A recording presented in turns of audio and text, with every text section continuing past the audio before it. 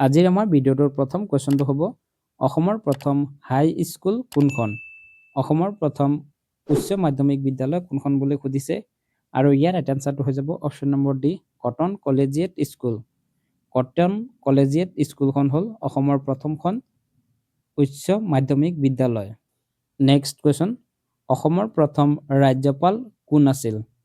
অসমৰ ফাৰ্ষ্ট ৰাজ্যপাল কোন আছিল বুলি সুধিছে আৰু ইয়াৰ ৰাইট এনসাৰটো হৈ যাব option number B sir Akbar Hydari. Sir Akbar Hydari আছিল অসমৰ প্ৰথমগৰাকী গভৰ্ণৰ আৰু তেখেতৰ সম্পূৰ্ণ নামটো হ'ব sir Muhammad Akbar Hydari. Next question অসমৰ প্ৰথম বিশ্ববিদ্যালয় কোনখন? অসমৰ প্ৰথম ইউনিভাৰ্চিটি কোনখন বুলি সুধিছে আৰু ইয়াৰ ৰাইট এনসাৰটো হৈ যাব অপশ্যন নম্বৰ চি গুৱাহাটী বিশ্ববিদ্যালয়। গুৱাহাটী বিশ্ববিদ্যালয়খন হ'ল অসমৰ প্ৰথমখন বিশ্ববিদ্যালয় আৰু যিখন স্থাপন হৈছিল 1948 চনত। নেক্সট কুৱেশ্যন অসমৰ প্ৰথম অসমীয়া চলচ্চিত্ৰ কোনখন? অসমৰ ফাৰ্ষ্ট চলচ্চিত্ৰ কোনখন বুলি সুধিছে আৰু ইয়াৰ ৰাইট এনসাৰটো হৈ যাব option number B Joymoti. Joymoti হ'ল প্ৰথম অসমীয়া ফিল্ম আৰু এইখন মুক্তি লাভ কৰিছিল 1935 চনত। নেক্সট কুৱেশ্যন আহোমৰ প্ৰথম স্বৰ্গদেউ কোন আছিল? আহোমৰ ফাৰ্ষ্ট স্বৰ্গদেউ কোন আছিল বুলি সুধিছে আৰু ইয়াৰ ৰাইট এনসাৰটো হৈ যাব অপশ্যন নম্বৰ এ চুকাফা। চুকাফা আছিল আহোমৰ প্ৰথমগৰাকী স্বৰ্গদেউ আৰু তেখেতে 1253 খ্ৰীষ্টাব্দত আহোমৰ প্ৰথমখন ৰাজধানী চৰাইদেউত স্থাপন কৰিছিল। নেক্সট কুৱেশ্যন অসমৰ প্ৰথম অসমীয়া উপন্যাস কোনখন? অসমৰ ফাৰ্ষ্ট উপন্যাস কোনখন বুলি সুধিছে আৰু ইয়াৰ ৰাইট এনসাৰটো হৈ যাব অপশ্যন নম্বৰ এ পদুম কুঁৱৰী। পদুম কুঁৱৰী উপন্যাসখন হ'ল অসমৰ প্ৰথমখন নভেল। নেক্সট কুৱেশ্যন অসমৰ প্ৰথম মহিলা স্নাতক অৰ্থাৎ গ্ৰেজুৱেট কোন আছিল? অসমৰ ফাৰ্ষ্ট গ্ৰেজুৱেট কোন আছিল বুলি সুধিছে আৰু ইয়াৰ এনসাৰটো হৈ যাব সুকৃতি দাস আৰু সুধালতা দুৱৰা। সেয়ে আমাৰ ইয়াৰ ৰাইট এনসাৰটো হৈ যাব option number C option A আৰু অপশ্যন বি দুয়োটা শুদ্ধ। নেক্সট কুৱেশ্যন অসমৰ প্ৰথম জ্ঞানপীঠ বঁটা বিজয়ী কোন? প্ৰশ্নটোত সুধিছে জ্ঞানপীঠ বঁটা বিজয়ী প্ৰথম অসমীয়া কোন আছিল আৰু ইয়াৰ ৰাইট এনসাৰটো হৈ যাব option number C Birendra Kumar Bhattacharya. Birendra Kumar Bhattacharya আছিল জ্ঞানপীঠ বঁটা বিজয়ী প্ৰথম অসমীয়া।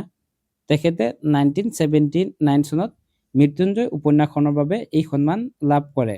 নেক্সট কুৱেশ্যন অসমৰ প্ৰথম মহিলা সাহিত্য অকাডেমী বঁটা বিজয়ী কোন? অসমৰ প্ৰথম মহিলা সাহিত্য অকাডেমী বঁটা বিজয়ী কোন বুলি সুধিছে আৰু ইয়াৰ ৰাইট এনসাৰটো হৈ যাব option number C Nalinibala Devi. Nalinibala Devi আছিল প্ৰথমগৰাকী অসমীয়া মহিলা যিয়ে সাহিত্য অকাডেমী বঁটা লাভ কৰে। নেক্সট কুৱেশ্যন সংস্কৃতৰ পৰা অসমীয়ালৈ অনুবাদ কৰা প্ৰথম নাটক কোনখন?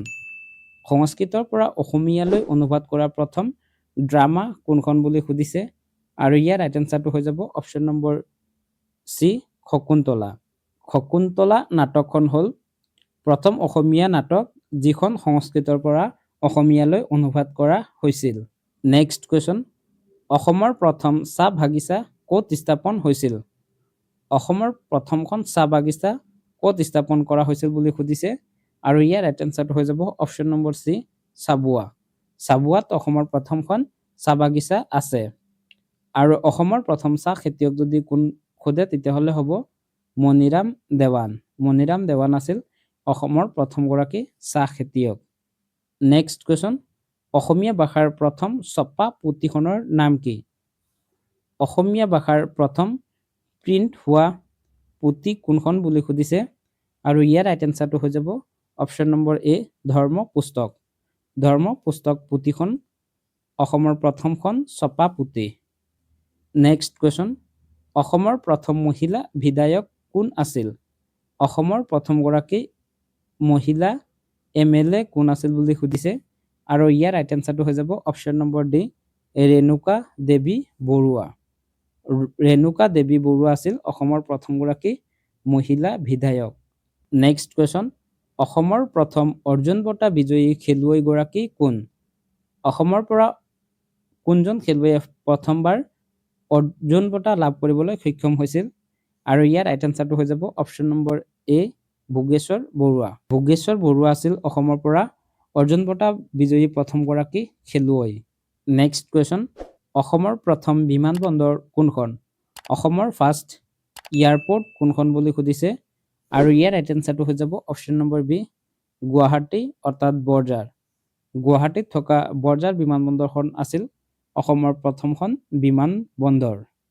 নেক্সট কুৱেশ্যন, অসমৰ প্ৰথম তেল শোধনাগাৰ কোনখন? অসমৰ ফাৰ্ষ্ট তেল শোধনাগাৰ কোনটো বুলি সুধিছে আৰু ইয়াৰ ৰাইট এনচাৰটো হৈ যাব অপশ্যন নম্বৰ চি, ডিগবৈ।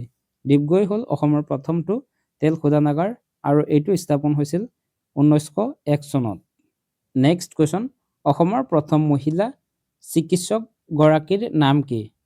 অসমৰ ফাৰ্ষ্ট ৱমেন ডক্টৰ কোন বুলি সুধিছে আৰু ইয়াৰ ৰাইট এনচাৰটো হৈ যাব অপশ্যন নম্বৰ ডি, ৰজনী প্ৰভা শইকীয়ানী।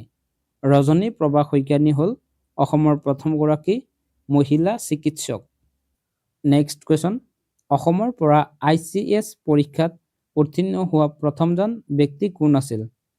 অৰ্থাৎ প্ৰশ্নটোত সুধিছে ICS পৰীক্ষা উত্তীৰ্ণ হোৱা প্ৰথমগৰাকী অসমীয়া কোন আৰু ইয়াৰ ৰাইট এনচাৰটো হৈ যাব option number C, Anandaram Barua. Anandaram Barua আছিল প্ৰথমগৰাকী অসমীয়া যিয়ে ICS পৰীক্ষা উত্তীৰ্ণ হৈছিল। নেক্সট কুৱেশ্যন, অসমৰ প্ৰথম ৰাষ্ট্ৰীয় উদ্যান কোনখন? অসমৰ ফাৰ্ষ্ট নেশ্যনেল পাৰ্ক কোনখন বুলি সুধিছে আৰু ইয়াৰ ৰাইট এনচাৰটো হৈ যাব option number B, Kaziranga. Kaziranga হ'ল অসমৰ প্ৰথমখন ৰাষ্ট্ৰীয় উদ্যান।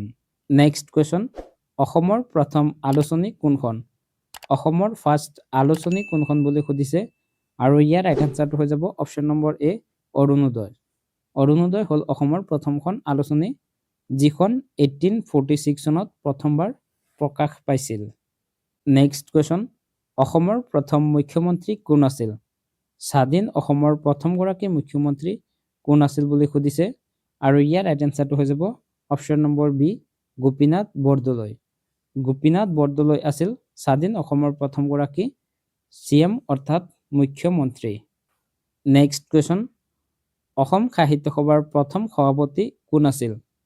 অসম সাহিত্য সভাৰ প্ৰথম সভাপতি কোন আছিল বুলি সুধিছে আৰু ইয়াৰ ৰাইট এনচাৰটো হৈ যাব option number B, Padmanath Gohain Baruah. Padmanath Gohain Baruah আছিল অসম সাহিত্য সভাৰ প্ৰথমগৰাকী সভাপতি। অসম সাহিত্য সভাৰ প্ৰথম অধিৱেশন শিৱসাগৰত 1917 চনত অনুষ্ঠিত হৈছিল। নেক্সট কুৱেশ্যন, অসমৰ প্ৰথম চুটিগল্প ৰচক কোন আছিল? অসমত কোনে প্ৰথমবাৰ চুটিগল্প ৰচনা কৰিছিল বুলি সুধিছে আৰু ইয়াৰ ৰাইট এনচাৰটো হৈ যাব অপশ্যন নম্বৰ এ, লক্ষ্মীনাথ বেজবৰুৱা।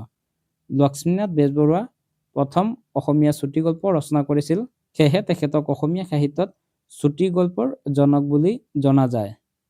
নেক্সট কুৱেশ্যন, অসমৰ প্ৰথম অসমীয়া দৈনিক বাতৰি কাকতখনৰ নাম কি?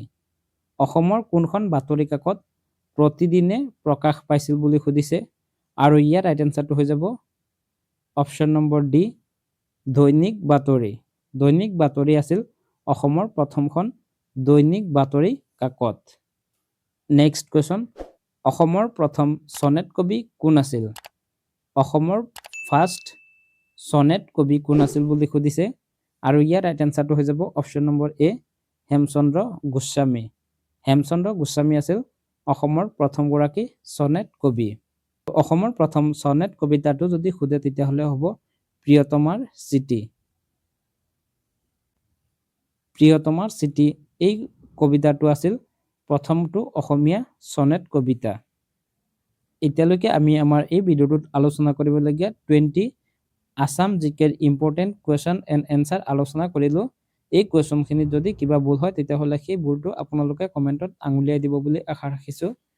ইয়াৰ পিছত প্ৰতিটো ভিডিঅ'ত আমি যেনেকৈ আপোনালোকলৈ এটি কুৱেশ্যন লৈ আহোঁ, আজিও এটি কুৱেশ্যন লৈ আহিছোঁ। আজিৰ আমাৰ কুৱেশ্যনটো হৈ যাব, জোনাকী আলোচনীৰ প্ৰথম সম্পাদক কোন আছিল? জোনাকী আলোচনীখনৰ প্ৰথম সম্পাদক কোন আছিল বুলি সুধিছে। ইয়াৰে 4টা অপশ্যন দিয়া আছে। অপশ্যনখিনিৰ ভিতৰত আপোনালোকে ৰাইট এনচাৰটো কমেণ্টত জনাওক আৰু নহ'লে ইয়াৰ এনচাৰটো আমি ডেছক্ৰিপশ্যনত দি দিম, তাৰ পৰা গৈ ইয়াৰ এনচাৰটো আপোনালোকে জানি ল'ব পাৰিব। ভিডিঅ'টো চাই যদি ভাল পাইছে তেতিয়াহ'লে ভিডিঅ'টোত এটি লাইক কৰি দিব আৰু আমাৰ চেনেলটো যদি এতিয়ালৈকে ছাবস্ক্ৰাইব কৰা নাই তেতিয়াহ'লে চেনেলটো ছাবস্ক্ৰাইব কৰি ৰাখিবলৈ অনুৰোধ জনাইছোঁ। ভিডিঅ'টো শেষলৈ চোৱাৰ বাবে ধন্যবাদ। জয় আই অসম।